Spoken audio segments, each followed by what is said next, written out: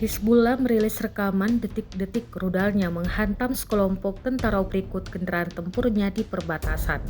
Rekamannya beredar di Telegram pada Selasa, 22 Oktober 2024. Dalam keterangan unggahan disebutkan Hizbullah mempublikasikan rekaman serangan rudal anti-tank Al-Mas terhadap sekelompok personel dan peralatan IDF di perbatasan Lebanon-Israel. Rudal tampak akurat mengenai sasaran dan menghancurkan rampur Israel, sedangkan sejumlah tentara Israel menderita luka serius. Militer Israel bahkan terkaget-kaget dengan keberadaan rudal anti-tank Al-Mas dan tidak menyadari bahwa teknologi ini telah berada di tangan Hizbullah.